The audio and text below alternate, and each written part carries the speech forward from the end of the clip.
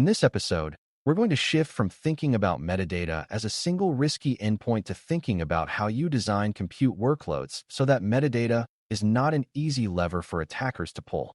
Beginners often hear about metadata attacks and then imagine the solution is just to lock down the metadata service. That is part of the story, but strong security usually comes from patterns, meaning repeatable design choices that stay safe even when a workload is under real attacker pressure. Real attacker pressure means a web application gets compromised, a request feature gets abused, or a dependency behaves maliciously, and you still want the damage to be contained. Metadata-safe compute patterns aim for exactly that outcome. Even if an attacker lands inside a workload, the attacker cannot easily harvest credentials, cannot easily escalate privilege, and cannot easily pivot to other systems. We'll build these patterns in a vendor-neutral way so you can recognize them in any cloud scenario. Before we continue, a quick note. This audio course is a companion to our course companion books. The first book is about the exam and provides detailed information on how to pass it best. The second book is a Kindle-only ebook that contains 1,000 flashcards that can be used on your mobile device or Kindle. Check them both out at cyber.author.me in the Bare Metal Study Guide series. A metadata-safe compute pattern starts with a clear assumption that workloads can be compromised, because that assumption changes everything about how you design access.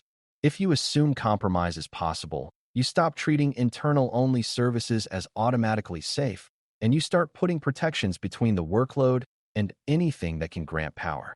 The metadata service is one of those power-granting systems, especially when it can provide tokens. So the first pattern is to minimize the need for metadata-derived credentials and to treat metadata access as a privileged capability, not a default convenience. This does not mean you must eliminate metadata, but it means you should decide explicitly which components need it and which do not. When you assess a design, ask whether metadata access is broadly available to all application code or limited to a small trusted layer. One of the most durable patterns is separation of duties within the workload itself, which means not all processes inside a compute environment should have the same network reach and the same ability to fetch tokens. Many applications include components with different trust levels, such as a public-facing request handler and a back-end worker that performs privileged tasks. If you allow the public-facing component to reach metadata, you are giving an attacker a direct path because public-facing components are often the most exposed. A metadata-safe pattern puts a barrier so that the public-facing process cannot talk to metadata, and only a tightly controlled internal component can. Even better, you design so that the privileged component does not accept untrusted input directly, which reduces the chance it can be coerced into fetching metadata on behalf of an attacker. This is not about complexity for its own sake. It is about isolating the most dangerous capability away from the most exposed surface. Another pattern is strict outbound request control for any code that can be influenced by users, because request forgery is one of the most common bridges to metadata.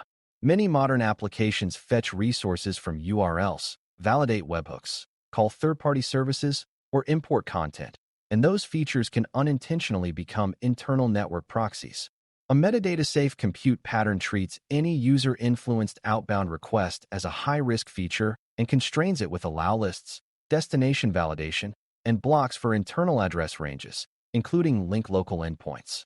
If you cannot strongly constrain it, then you should treat the feature as a privileged function that runs in a restricted environment with minimal access.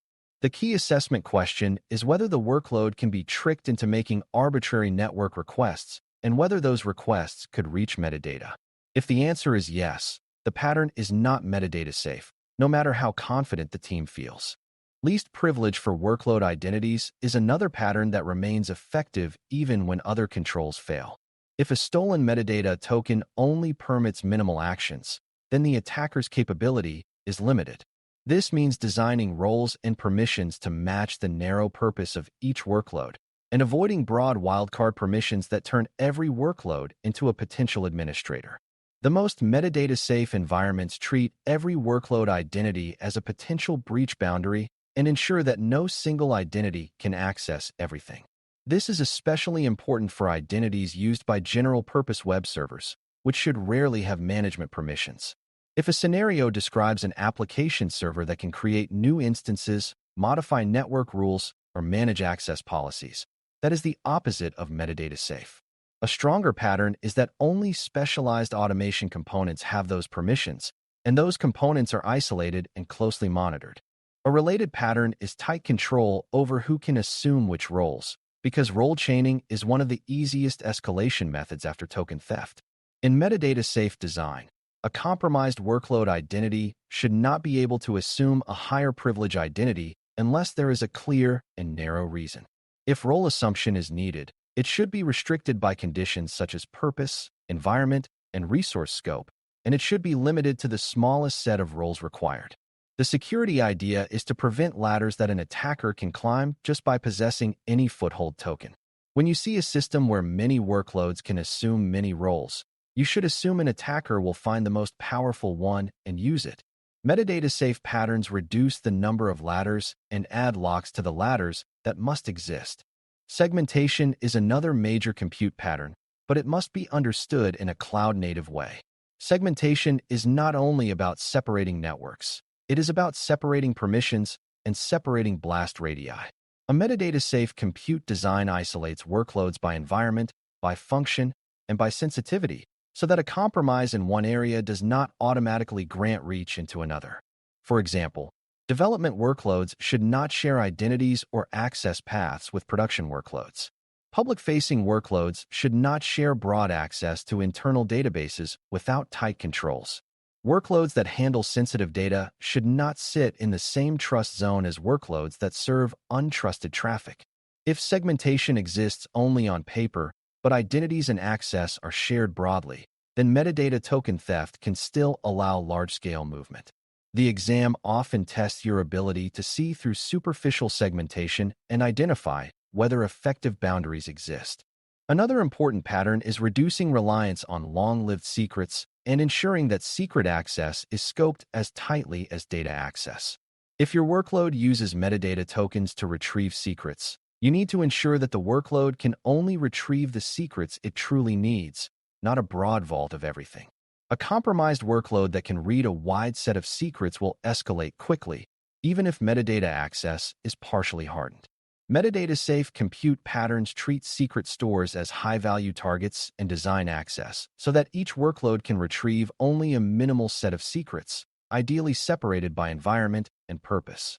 They also treat secret retrieval as an event that should be visible, because unusual secret access is an early sign of compromise. If you combine narrow secret access with strong monitoring, you turn token theft into a limited, detectable event rather than an invisible catastrophe. Another pattern that survives attacker pressure is minimizing the privileges attached to compute by default and making privilege elevation an explicit, controlled action. In some designs, workloads run with minimal permissions most of the time and only obtain higher permissions for a short period when needed, under controlled conditions. This reduces the value of a stolen token because the token's permissions are limited most of the time. It also limits the window of opportunity for an attacker to use elevated permissions. The practical lesson is that constant high privilege is easy for attackers, while time-bound and purpose-bound privilege requires the attacker to align with your schedule and controls. Even if you do not implement a complex system, you can still follow the principle. Do not give permanent power when occasional power is enough. Metadata-safe patterns reward restraint.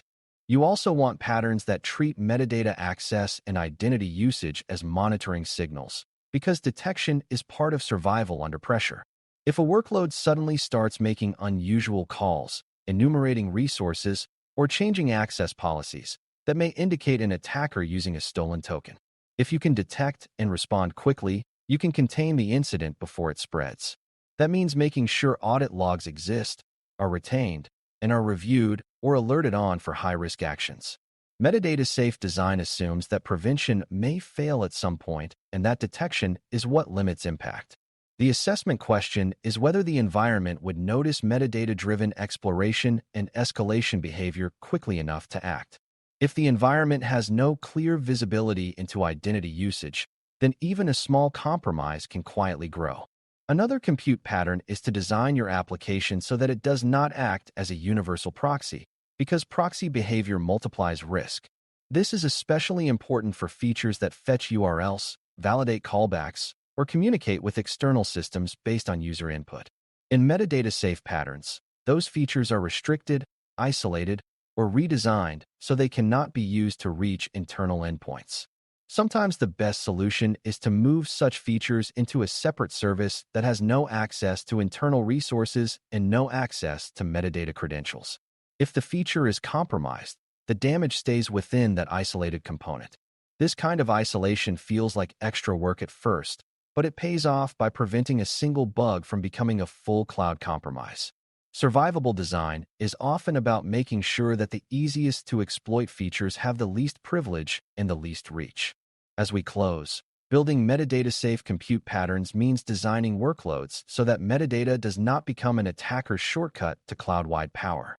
You do that by limiting metadata access to only trusted components, constraining outbound requests that could be coerced into reaching internal endpoints, and applying least privilege so stolen tokens have minimal value. You reduce escalation opportunities by narrowing role assumption paths and by preventing workloads from modifying their own authority. You align network segmentation with identity and resource boundaries so a compromise stays contained. You scope secret access tightly and monitor identity behavior so unusual activity is detected early. When these patterns are in place, metadata is still useful for automation, but it is no longer a simple credential harvesting path that collapses your defenses under real attacker pressure. Thanks for listening. For more audio courses, daily newsletters, and more, please visit baremetalcyber.com.